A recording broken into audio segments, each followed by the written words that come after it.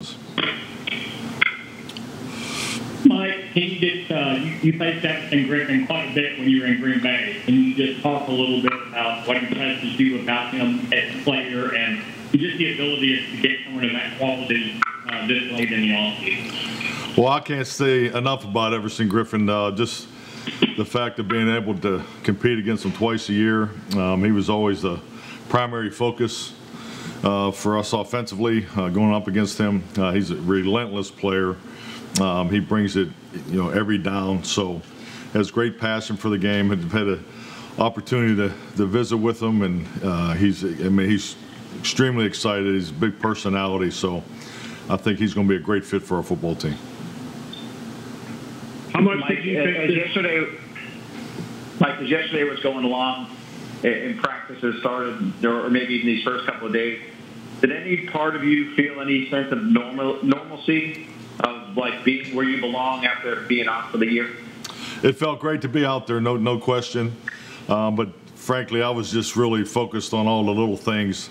We've all been part of the game of football for a long time, but every component of your practice is not always the same. So just really staying in tune with the particulars, and it's a different practice setup, and so just really focused on getting the drills the right way. We had a number of drills that were just really the first time we were able to do them with the players, and they were brand new. So you had some teaching tempo going on out there. So, but yes, it was. It felt great once we got into the team periods, because you feel like you're finally getting back to some real football. Back on the pass rushing thing, how much when you took the job did you feel like there was a need to improve the depth there, and who would you say played the biggest role in kind of making it happen? Well, I'll just say this. Jerry and Stevens say it all the time. Player acquisition is 365 days a year. That has been clear here. That's been the method, and we're very fortunate to add players, all along the way. I just go through our whole free agent acquisition and then the rookie class that we put together. So, Jerry, Steven, Will McClay have done a phenomenal job of just staying after it, because I'm no different than any head coach in this league. You want the most competitive roster that you possibly can. We all understand that the priority of what pass rushers bring to your football team. We want to be explosive on offense, put points on the board, and we really want to put our pass rushers in position to pin their ears back. So, that's part of the way we look to attack this season. So, you can never have enough good pass rushers. Mike, do you have any sense yet of what Aldon Smith is capable of in coming back after 4 to 5 year absence? I'm sorry, I didn't hear. Were we talking about Aldon? Okay. Yeah, Aldon Smith. What sense do you have of what he's capable of? He looks great. He's probably about 20 pounds, bigger than when I last saw him play for the 49ers. So, very powerful. His length is extraordinary. He made a play in the team period, on a screen. It's just you don't see every day. That's that's for sure. So, but he's off to a great start. He's hit the target in every phase that we've gone through. Particularly the strength and conditioning, and but he looks good. I thought the team, for the most part, conditioning-wise, we got off to a solid start, and we're still getting used to each other, and it's clearly my responsibility to get the practice set up the right way. But all look good out there. Coach, when do you plan to get Everson in for the start camp and practice? Well, he has to go through all the protocols. The entry protocol. It's a 4 or 5 day process. So once we complete that, then we'll have an announcement for you. Mike, when you drafted Steve Lamb, you talked about his ability to play all 4 positions. That was a priority for you to have him learn. Is that still possible early in his rookie season, given how much of the offseason, preseason games have been tough? Definitely. He's picked it up, seamlessly. He's done a great job in a classroom environment. CD looks very natural out there. So he had a big play in the team period. So he's definitely shown the ability to play all 3 spots, in the receiver position. And we'll see, what goes on with the punt return, those types of things. But he looks very, very natural on the football field. So excited about him. Speaking of punt returns, how do you handle special teams without preseason games? Great question. We just we dedicated more time to special teams than I have in the past, and frankly, I always felt that we were pretty high in as far as time spent on special teams, as far as comparables to other NFL teams. So we're just investing a little more time with the specialists, particularly just getting them as much work as possible. As we move through training camp, the competitiveness of the periods, we'll get it as close to game-like as we possibly can. Coach, we didn't get to see Lyle Collins in with the team drills. Can you just give us an update on him?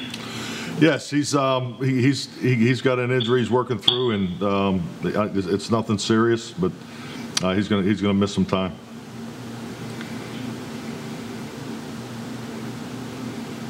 Mike, this probably doesn't mean much to you, but for people around here, it certainly looked different with the QBs in the red jerseys. I probably know why you do it, but it's not something that's been done around here. Can you talk about the reasons for that? It's just something, frankly, that's been done everywhere I've ever worked. So it's more of a preference. It's obviously, I think it identifies clearly the objective. Particularly when you get into the team periods. It's just really a preference of mine. But to be honest, back in the 90s, and those guys really didn't run the ball so much. So it might be a little unfair when Dak turns it upfield in a red jersey. So. But it's just a protection and identification format that I've always used. How close is Poe coming to getting back on the field? He's doing well.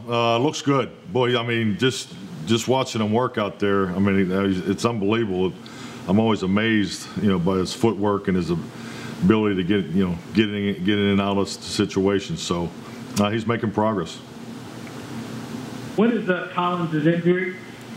Well, I'm not really getting into specifics of that, but it's not something that we're of high concern. What's your early impression of Diggs and what's his style of play as it relates to the way you want to perform on defense? Very smooth. He looks like he's transitioning very well so far. I mean, we've only had one practice, but the thing that jumps out to you on the practice field is particularly his ball skills. He's a natural, and I think he'll adjust very well to the NFL game. What kind of leap of faith will it take Mike to play rookies because balls early in the year, given limited opportunity to evaluate them? Really, no chance to evaluate them in game. I'm not sure. You're cutting in and out there. Can you give me the first part of the question? Yeah, I'm sorry. Given the elimination of the off-season program and preseason games, what's it going to take from a coaching point of view to trust a rookie in a prominent role, given you won't have seen him in game conditions? Well, let's be honest. There's always a bit of a leap that you take playing rookies early in the season. It's been that way, I know, my entire head coaching career. So I think that'll be no different this year. You obviously have to have a lot of trust in your practice environment, and you got to put those guys in there. We've always played rookies in my time as a head coach early and often, and by design, because frankly, there's a good chance that the youth of your roster is going to be playing in the most important games of the year in December.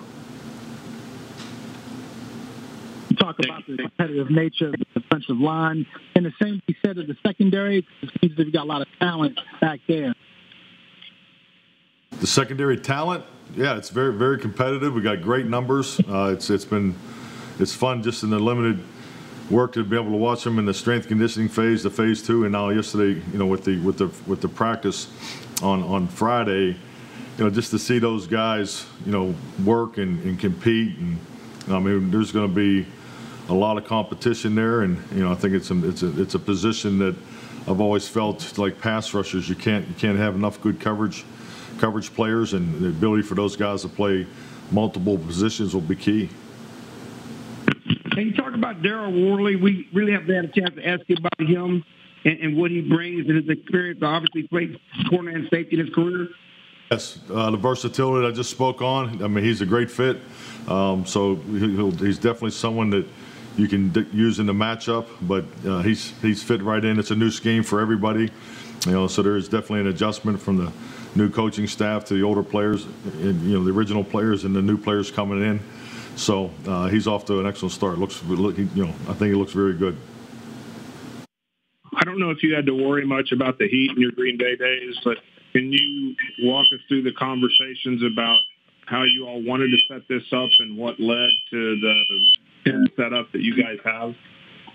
Yeah, definitely. I mean, I've been fortunate to be able to do this for 13 plus years. So I've had pretty much, I think I've run through most of the different types of training camp schedules. I have used the 8 a.m. practice schedule in the past. It was very popular with the players. I think it definitely fits our climate here in Dallas. The ability to practice at 8 a.m. I always prefer to be on the grass field as much as possible. So, but we have excellent turf fields here too at the Ford Center. So just to have that versatility has been a blessing for our setup. But it's important, I think, particularly with the Heat, is to get up early and you do all your heavy lifting in the morning. So if you look at the schedule, we have we're in the weight room and we practice, have the opportunity to be in the weight room afterwards, and so then from there you're into corrective meetings, and then we have a big team meeting, and then we have a team walkthrough, and then we have meetings that go after dinner into the night. So it's a very fluid schedule. The feedback's been positive from the players, but it is a schedule I've used in the past. Feedback's positive from the players. Mike, as your guys are going through the special teams portion, you got your O-line and D-line and your quarterbacks not out there. What are those guys doing at that point? Are they going through stuff on the field in the Ford Center, or what's happening there? Yes, our early segment of practice, we have a quarterback school, and then we also have a lineman school. So the O-line and D-line are working separate from one another, but they may be able to work together, during certain segments. But it's kind of a pre-practice type mindset where quarterbacks don't really ever have the opportunity to do quarterback drills, their footwork drill, their fundamental drills. So the opportunity to do that for 30 plus minutes during special teams will be very beneficial to our quarterback group, and then also particularly for our linemen, and definitely with the angst that we all have on the development of our young players. So it's just an opportunity for the linemen and the quarterbacks to get some extra work. Mike, what was your overall message before you guys got on the field in shells for the first time yesterday? Well, we've been messaging really, just because this has been a different training camp. We've had what we refer to as a pre-training camp, so there's a lot of messaging going on there. I mean, frankly, just the biggest thing that we talked about going into the first practice was the importance of, we have 19 practices before we play the LA Rams. So, and how important each practice is, and staying, tuned into the details of it. I'm not really worried about the physical talent of this team. I think we all agree it's definitely high in nature. So we're just really to focus on the emotional development, the football IQ, and most importantly, to pull it all together as a team. So it's a good thing to have smart players, but you have to have smart, competitive, interactive, connective units throughout your football team, and as quickly as we can get to that rhythm and timing component of it, it'll definitely help us in our opener.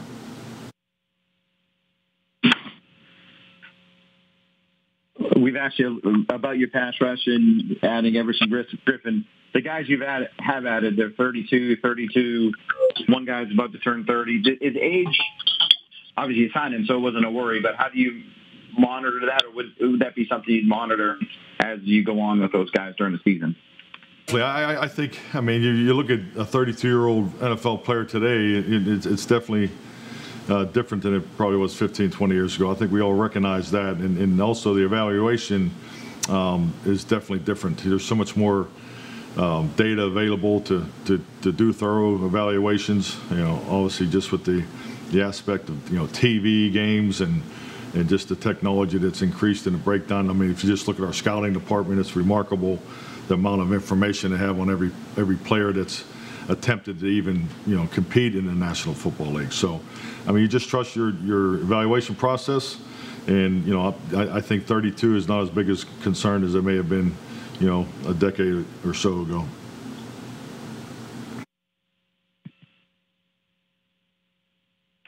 Cam Irving wasn't out there yesterday as well. What's he dealing with? He's dealing with an ailment, so I don't think it'll be anything long term. Okay, thank you, everyone. Have a good afternoon. Thank you.